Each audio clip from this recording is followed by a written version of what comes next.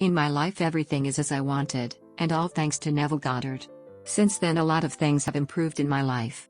I have a better job, a new car, new apartment just like I imagined, glowing skin, healthy body. I cured myself from skin disease within 30 days, no kidding, cured myself from viral infection within a week, relieved myself from chronic back pain.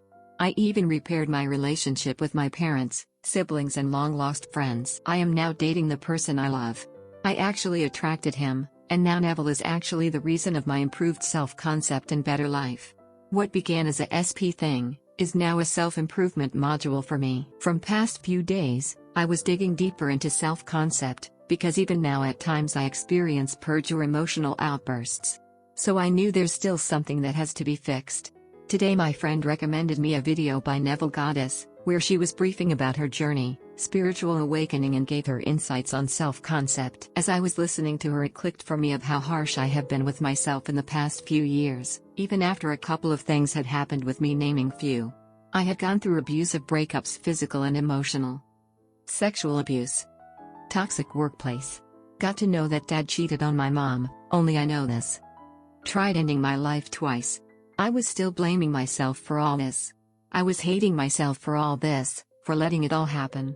Why me?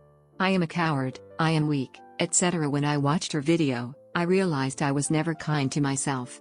Instead of being the supporting friend, I became my own critique and hurled abuses on my own self, as if the world wasn't enough and the world mirrored it all back. My hatred to myself was coming from all directions. Loving yourself doesn't mean repeating, I love myself affirmations in a loop. It truly means loving yourself for who you are. Being kind to yourself. You did the best you could, forgive yourself. No, you didn't know any better then, if you did then you would have done it. Love yourself like you love your partner, or your pet, or your parents, or your kids. You forgive them for whatever they did, even if that thing hurt you. You need to take a leap of faith for yourself. Even if today is difficult to get by and you don't feel positive, then it is okay. This world is not only negatively toxic, but positively toxic as well. You can't be happy all the time and it is okay. Take a deep breath, and thank the universe for just letting you have this moment, that you're alive. Sometimes all you need to do is to be. If you have a grudge against yourself, even if that is something stupid that you did while you were just a kid, forgive yourself. Release all those guilts and regrets, you don't need them anymore. Self-concept is knowing that you're not perfect, aiming to be better but being kinder to your own self. Forgiving yourself for past mistakes, and vow to be a better self tomorrow. There's no rush, there's no train to catch, be happy being yourself. Self-concept is to have an intrinsic support system so that even if the world fails you, you don't fail yourself. We are going to spend our entire life listening to the thoughts our mind says to us, make it a comfortable and kind place for yourself.